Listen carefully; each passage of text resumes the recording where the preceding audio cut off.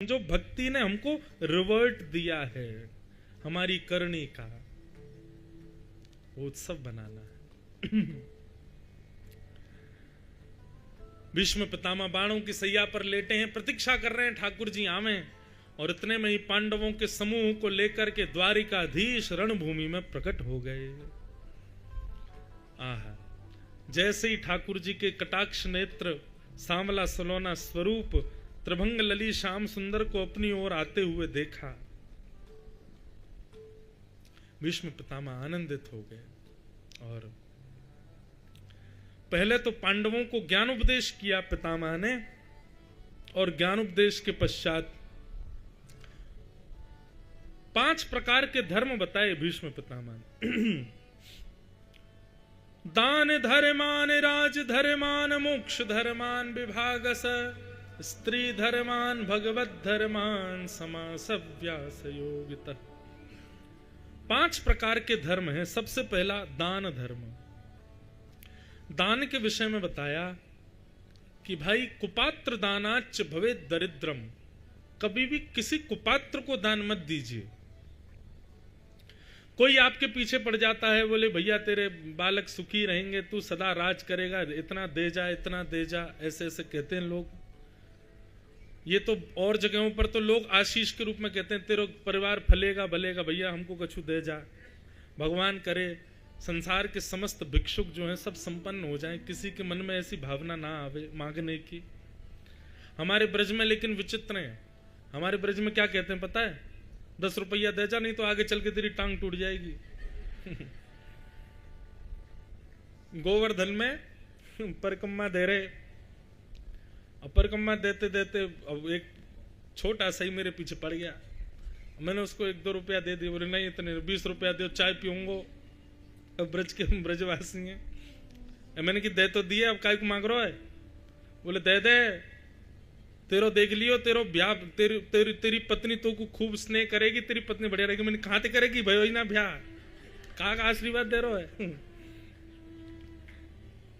तो भैया ऐसे जो लोग कह देते हैं ना, विचार करना, कुपात्र को कभी दान मत देना।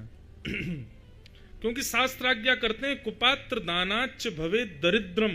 आपने किसी कुपात्र को, कुपात्र मतलब आपने किसी को कुछ दिया, दान किया, और उस व्यक्ति ने आपके द्वारा प्राप्त की गई वस्तु का दुरुपयोग किया, तो उसका दोष आपको लगेगा।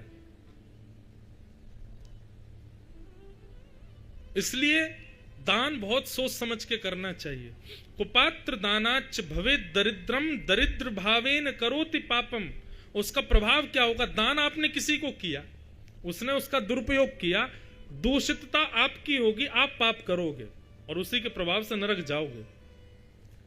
इसलिए शास्त्र कहते हैं दान बहुत सोच समझ के करो। जब आज हम सुबह गौशाला गए थे, गणेश गौशाला है, ऐसे गायों की सेवा के लिए किया गया दान, असहाय बालकों को पढ़ाने के लिए किया गया दान, असहाय परिवार की कन्या के सुंदर विवाह के लिए किया गया दान, बालक मेधावी बने ऐसे विद्यालयों में किया गया दान, सुंदर चिकित्सालय के लिए किया गया दान। इस प्रकार के दान में कोई दिक्कत नहीं है, पर व्यक्ति विशेष कुपात्र को मत दीजिएगा।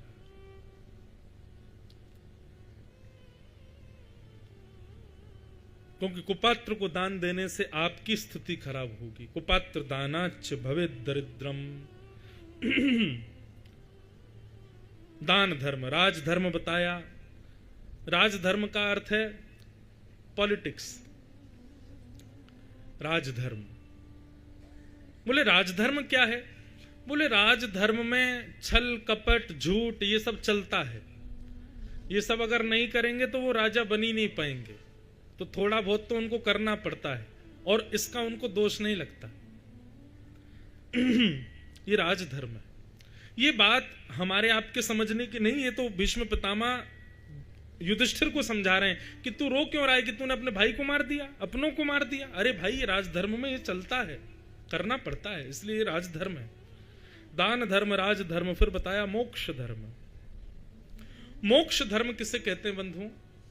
मुक्ति की प्राप्ति। मुक्ति का मतलब क्या होता है? मुक्ति का मतलब पुनरपि जननम पुनरपि मरणम पुनरपि जननी जठरे शयनम, इस चक्र से बच जाना, इसको मुक्ति कहते हैं। पुनर्जन्म न विद्यते, एक बार मृत्यु के पश्चात फिर पुनर्जन्म ना होना, इसको मुक्ति कहते हैं। और ये मुक्ति मिलती कैसे है? बोले बारी मृथे घृत होत वरु सिकताते बरु तेल, बिनु हरि भजन न भवतरहि। हरि के भजन के बिना आपको मुक्ति नहीं मिलेगी। हरि का भजन करना पड़ेगा, खूब हरिस्मरण करना पड़ेगा, खूब नाम जप करना पड़ेगा, खूब भगवान का स्मरण करना पड़ेगा। उन सब का प्रभाव ये होगा कि अंतिम श्वास निकलते समय हरि नाम मुख पर आएगा, तब मुक्ति मिलेगी। बंधुओं, एक बात कहें, जीवन भर किए गए नाम, जीवन भर किए गए जाप, ये सब व्यर्थ हो जाएंगे यदि आपने अंतिम श्वास में भगवान नाम नहीं गाया तो। आप कहेंगे तो महाराज जी फिर जीवन भर क्यों, अंतिम श्वास में ही बोल लेंगे। और वो सबसे ज्यादा दुर्लभ है। अंत राम कही आवत नाही, अंत में भगवान नाम आएगा नहीं। तो फिर ये बात आ जाती है, तो फिर तो जीवन भर नाम जप का क्या फायदा? अब हमको क्या पता कि अंत कब आएगा? तो इसमें दो भाव हैं। पहला भाव तो अंतिम क्षण कभी भी आ सकता है, इसलिए हर क्षण नाम बोलते रहो, हर क्षण भगवत स्मरण करते रहो। जिस प्रकार आपने भोजन कितना किया ये कभी नहीं गिनते, श्वास कितनी ली कभी नहीं गिनते, जल कितना पिया कभी नहीं, ऐसे ही अपनी दिनचर्या में अत्यंत उपयोगी भगवान के नाम को बनाओ। जल के बिना जीवित असंभव, अन्न के बिना जीवित असंभव है, वैसे ही नाम के बिना भी हम नहीं जी पाएंगे। ऐसी स्थिति कर लो, हम नाम लिए बिना रह नहीं सकते। जिस प्रकार जल पोषक है, अन्न पोषक है, वैसे ही नाम भी आपका पोषक हो जाए, ऐसी स्थिति पहले बनाओ। और वो कैसे बनेगी? कल हमने 3 उपाय, श्रवणम कीर्तनम विष्णु स्मरणम। श्रवण, कीर्तन और स्मरण, इन तीनों को निरंतर करते रहो। एक समय ऐसा आएगा, अन्न ना मिले तो रह पाओगे, जल ना मिले तो रह पाओगे, लेकिन नाम नहीं मिला तो नहीं रह पाओगे। नाम तो चाहिए, इतना उपयोगी नाम हो जाए। ऐसी स्थिति जब हो जाएगी, जब नाम के बिना रह ही नहीं पाओगे, तो निश्चित है अंतिम श्वास जब आएगी तब मुख से नाम ही निकल रहा होगा। हमारे गोवर्धन में एक श्री ठाकुरदास बाबा थे, उनका मैंने दर्शन किया। वो इतना नाम जप करते थे, इतना नाम जप करते थे कि जब उनका प्रस्थान समय आया ना, तो उनकी हाथ की उंगली भी ऐसी ऐसी हो गई थी, और ये अंगूठा ऐसे ही होता रहता था। बिना माला के भी उनका अंगूठा ऐसे ही चलता रहता था, ठाकुरदास बाबा। और मुख से शब्द तो नहीं निकल पाते थे, बहुत अवस्था भी वैसी हो गई थी और शरीर भी ऐसा हो गया था, पर उनके होठ चलते रहते थे। मतलब इतना नाम जप किया था उन्होंने कि अब उनकी चित्त वृत्ति 24 घंटे नाम में रहती थी। ये तो मैंने प्रत्यक्ष देखा। जब भगवत धाम प्रस्थान कर गए तब भी उनका अंग ऐसा ही था, नाम लेते।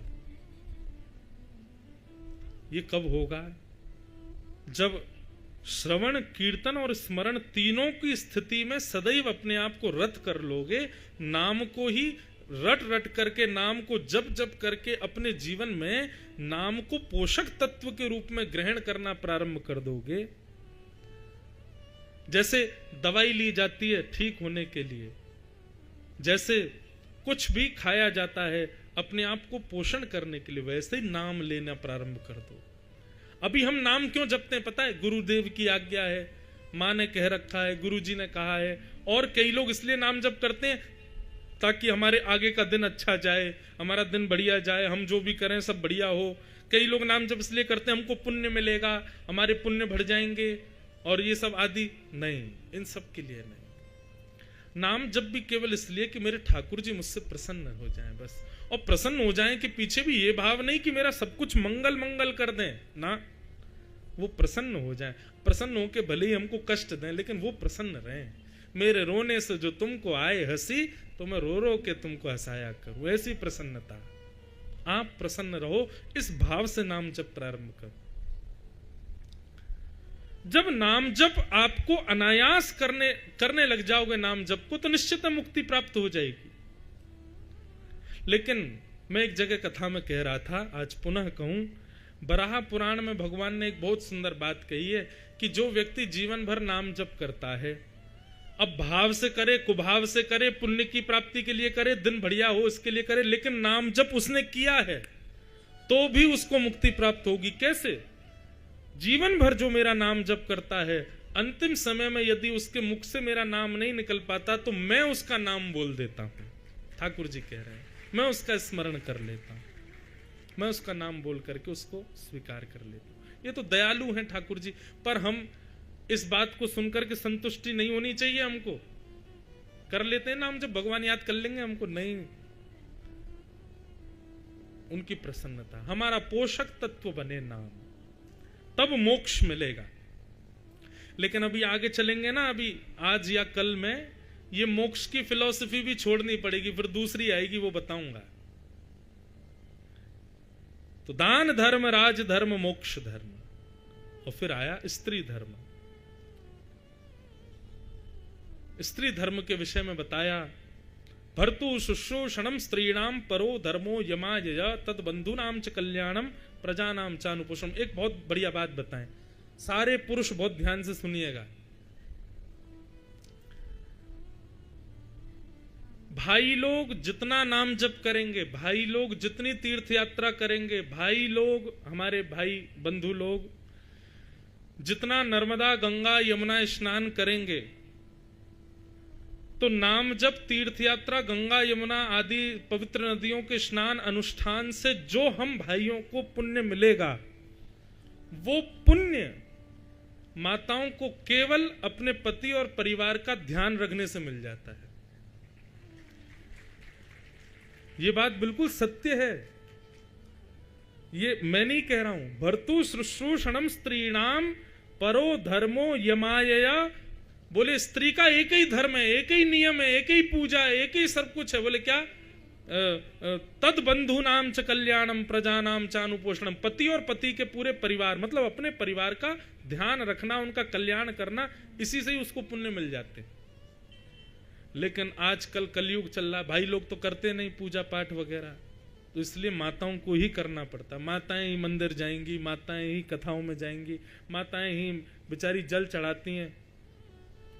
सोचो उनका पुण्य कितने लेवल को पार कर गया होगा। उनको तो वैसे ही पुण्य मिलता है पति बच्चों का ध्यान रखने से, और वो ये सब करती होंगी तो उनको कितना पुण्य मिलता होगा।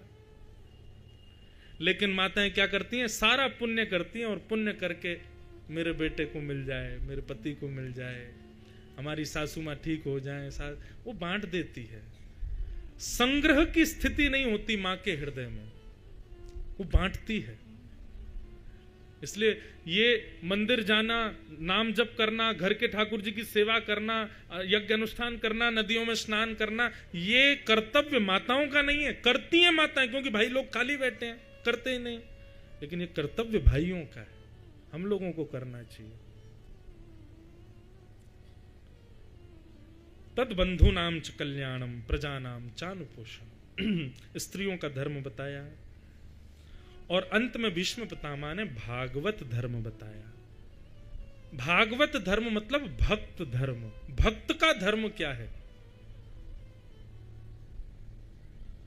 कायेन वाचा मनसेन्द्रियैर्वा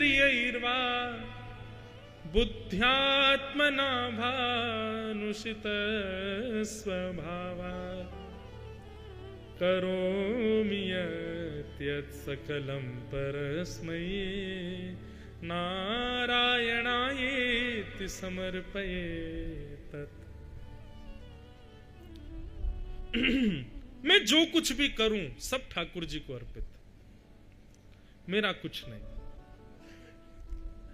आपने घर बहुत अच्छा बनाया, हमारा नहीं है, ठाकुर जी का है। आपकी गाड़ी बहुत बढ़िया, हमारी नहीं है, ठाकुर जी की। आपका पुत्र बड़ा सुपात्र, हमारा नहीं है, ठाकुर जी का है। लेकिन कई लोग बड़े चतुर हैं आजकल लोग, उनसे कहो घर बहुत अच्छा, हमारा नहीं ठाकुर जी का। ठाकुर जी कहते हैं अच्छा बेटा तो फिर तुम निकलो, हम रहें। स्वीकार है? नहीं हो पाएगा स्वीकार। गाड़ी बहुत बढ़िया ठाकुर जी के, ठाकुर जी कहते तो तुम रहो, पैदल चलो, हम आएंगे गाड़ी में। स्वीकार है? नहीं। हम बोलने में भक्ति दिखाते हैं लेकिन स्वीकारिता में भक्ति नहीं होती है, यह भी गलत है। स्वीकार करो। हाँ, गोस्वामी तुलसीदास जी ने रामचरितमानस में एक चौपाई लिखी, सिया राम मैं सब जग जानी, करहूं प्रणाम जोरी जुग पानी। पूरे विश्व को सिया राम में जान करके सबको प्रणाम करो, गोस्वामी जी ने लिखा। और लिख करके जैसे ही काशी विश्वनाथ भगवान का दर्शन करने जा रहे थे तो आगे एक नंदी आ गया, बैल। अब बैल मार्ग में आ गया तो गोस्वामी तुलसीदास जी उसको करके हटाने लगे और उसको धक्का देने लगे।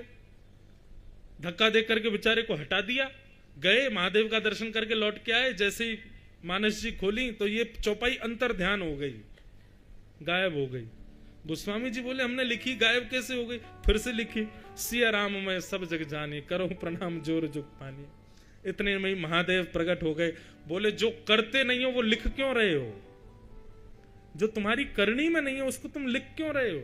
लिखिए भी मत। अरे महादेव नहीं, मैं सब में ठाकुर। बोले अच्छा, आज सुबह नंदी मिला था, मैं ही था वो, और तुमने तो ह करके और जैसे जानवर को हटाते हटा दिया हमको।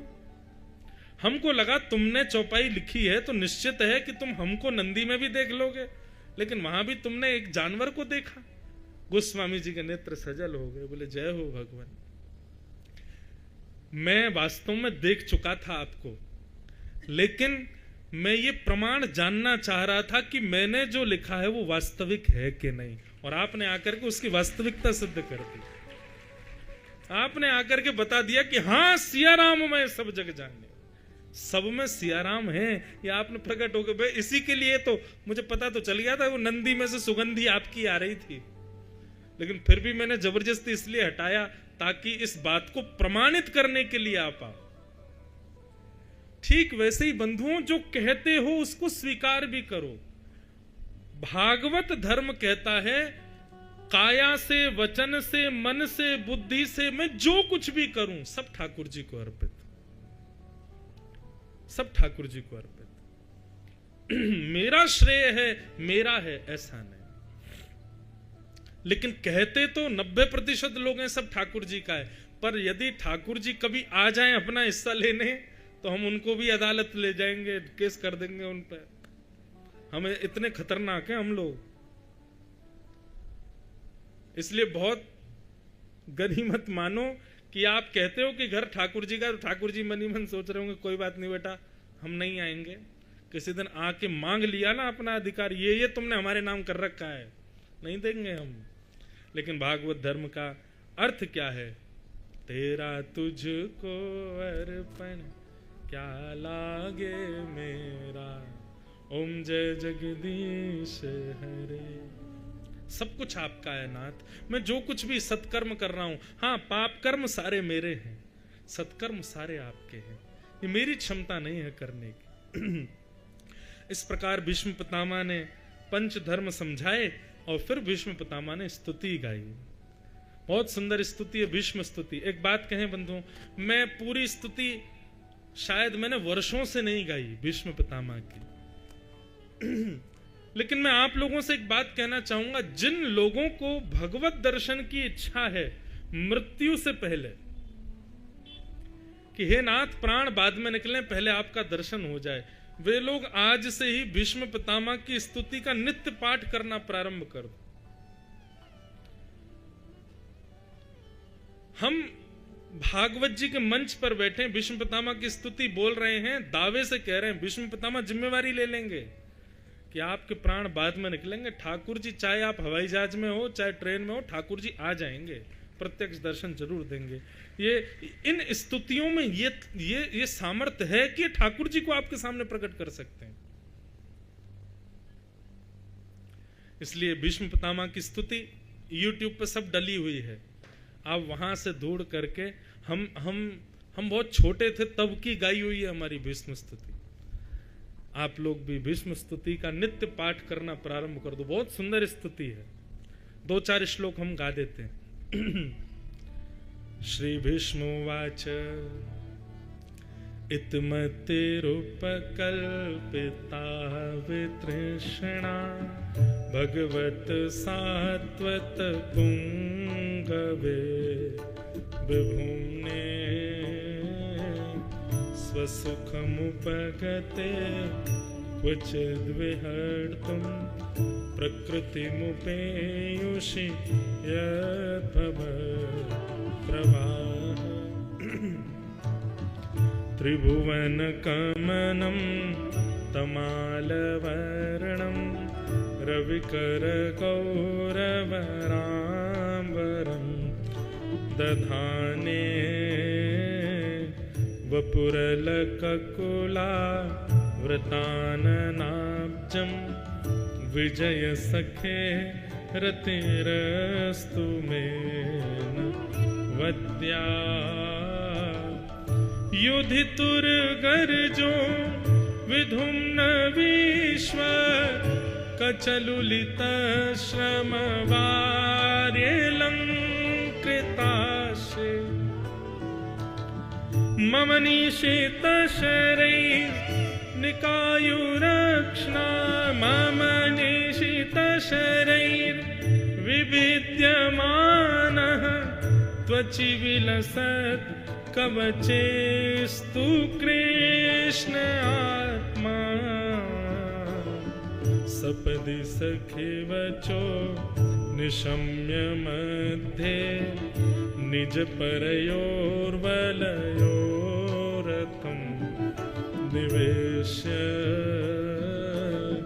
स्थितवत परसैर्निकायुरक्ष्णा तवति पार्थ सखेरत ममास्तु।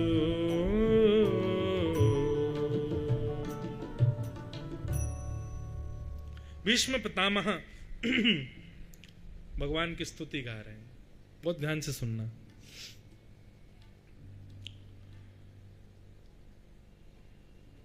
आज हम कथा करने के लिए आ रहे थे तो एक वैष्णव हमको मिले, वो बोले महाराज जी ठाकुर जी का मैनेजमेंट के बारे में थोड़ा बताइएगा, इतना अच्छा ठाकुर जी मैनेज करके चलते हैं सब कुछ। मैनेजमेंट का प्रारंभ भी ठाकुर जी ने किया है, उन जैसा मैनेज कर बताओ। 16,108 पत्नियों के संग एक साथ रहते हैं, कौन मैनेज कर सके। यहाँ एक विवाह करने के लोग तो रह नहीं पा रहे आनंद से। हमारे एक पंडित जी ज्योतिषी हैं, वो कह रहे महाराज जी कोविड काल में सबसे ज्यादा डाइवोर्स हुए। मैंने कहा क्यों? बोले क्योंकि पति पत्नी संग रह रहे थे, बाहर जाना अलाउ नहीं था, लॉकडाउन हो गया था ना, घर में ही रह रहे थे, तो फिर एक दूसरे को पहचान गए, डाइवोर्स हो गया। 16,108 विवाह हुए ठाकुर जी के, और हर पत्नी के साथ ठाकुर जी एक ही समय पर एक ही स्थान द्वारिका में अलग अलग भवनों में अलग अलग लीला कर रहे हैं। कौन कर सकता है ये? ठाकुर जी के तो बड़े अद्भुत ऐसे ऐसे मैनेजमेंट बताए हैं। एक जगह कथा आती है कि ठाकुर जी को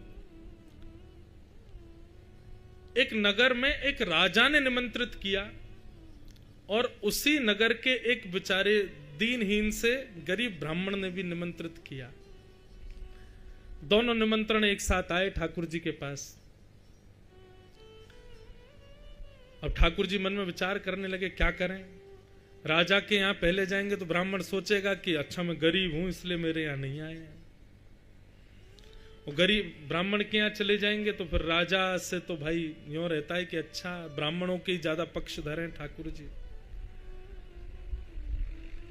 सो ठाकुर जी का मैनेजमेंट ऐसा है कि पूर्ण व्यवस्थित करते हुए चलते हैं। वो तो कर्तुम अकर्तुम अन्यथा कर्तुम समर्थ ईश्वर, ऐसा रूप धारण किया कि दोनों के पास एक साथ गए।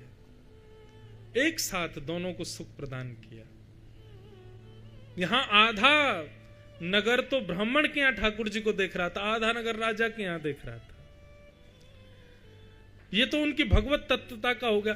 ब्रज लीला में वर्णन आता है कि जब ठाकुर जी वन भोज करने के लिए बैठते थे तो सारे ग्वाल वालों में होड़ लगी, लाला मेरी तरफ मुंह करके बैठे को, लाला मेरी तरफ मुंह करके बैठे को। और सब ग्वाल वालों में पहले से ही योजना बनती थी, लाला जा की तरफ मुंह करके बैठे को, समझियो वही से लाला ज्यादा प्रेम करे। ठाकुर जी पहले ही समझ जाते थे कि ये सारे जो है ये भाव रख के बैठे कि लाला हमारी तरफ मुंह करके बैठे को। तो शुकाचार्य जी वर्णन करते हैं, विभ्रत वेणुम जठर पटयो शांग वेत्रे च कच्छे वामे पाणे प्रश्न कवलम तत्फलम लांगुलीशु तिष्ठन मध्य। चारों तरफ ग्वाल वालों को बैठा करके ठाकुर जी बीच में बैठ जाते हैं। और बीच में कैसे बैठे हैं, जैसे कोई चीकने से पाटे पर घूम घूम गोल गोल के भोजन कर रहा हो, ऐसे ठाकुर जी भोजन कर रहे हैं। सबकी ओर दृष्टि पड़े, किसी एक को यह ना लगे कि मेरे ज्यादा हैं उसके कम हैं, सबका बराबर हूं मैं। भीष्म पितामह आज सारे मैनेजमेंट ही बता रहे हैं ठाकुर जी की। इतिमत रूप कल्पिता वितृष्णा भगवत सात्वत पुंगवे विभुम्ने। ठाकुर जी मैं अब अपने प्राण त्यागने वाला हूं और प्राण त्यागने से पहले अपने अंतिम इच्छा पूरी करना चाहता हूं। भगवान बोले क्या है तुम्हारी अंतिम इच्छा? बोले अंतिम इच्छा यह है भगवान, मेरी एक पत्नी है, मेरी एक बेटी है, उस कुंवारी बेटी का मैं विवाह करना चाहता हूं।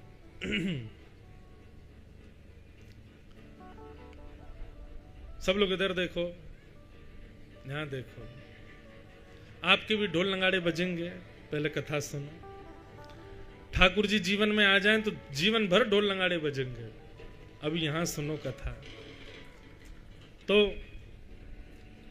भीष्म पितामह भगवान से कह रहे हैं कि प्रभु मेरी एक कुंवारी बेटी है, मैं उसका ब्याह करना चाहता हूं।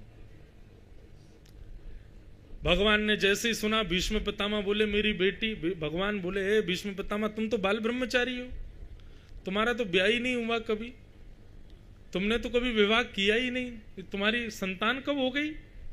और तुम्हारी संतान हो गई और हम लोगों को कानों कान खबर भी नहीं है। अब चलो भैया, कहीं होगी तुम्हारी पत्नी, बाहर ही उसका जीवन यापन चल रहा होगा, बताओ कहां है तुम्हारी बेटी, कौन है बेटी, किससे ब्याह करना है, सब बताओ, हम कर देंगे तुम्हारी अंतिम इच्छा पूरी। तब भीष्म पितामह कहते हैं मेरी बेटी का नाम है मति और मेरी बुद्धि में रहती है वो। और प्रभु ये मेरी नहीं, हर संसार की जीवात्मा को आपने एक बेटी दे रखी है, मति। बेटी कौन? जो पिता को अपनी ओर रिझा करके रखे, पिता को अपनी बात मनवाती रहे, उसको बेटी कहते हैं। हमसे सारे काम कौन करवाता है? मति तो करवाती है। तो ये मति ही हमारी बेटी है ठाकुर जी। मैं इस मति रूपी कुंवारी बेटी का ब्याह करना चाहता हूं, लेकिन सौभाग्यशाली है ये मति रूपी बेटी कि इसके लिए एक ही सुयोग वर है और वो है श्री कृष्ण। जिसने अपनी मति का विवाह श्री कृष्ण से कर दिया उसकी मति प्रसन्न है। बंधुओं, एक बात सुनिएगा,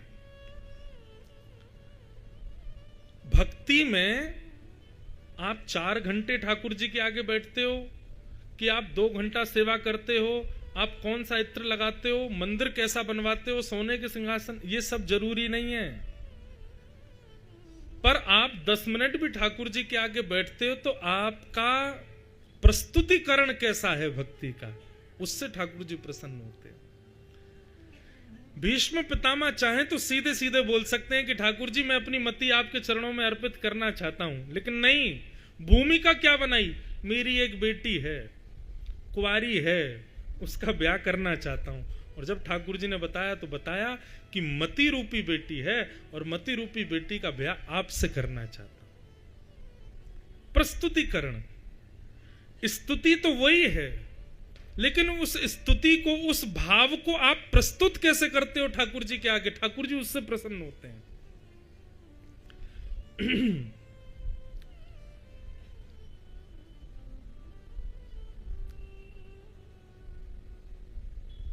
पाव भाजी बाहर रोड पर खा लो 10 रुपए की प्लेट, और वही पाव भाजी आप 5 स्टार होटल में पाओ 500 रुपए की। क्यों? किसका पैसा है? प्रस्तुतिकरण का। वो प्रस्तुत कैसे किया गया, ऑफर कैसे किया गया, उससे पैसा बढ़ गया, मोल बढ़ गया उसका।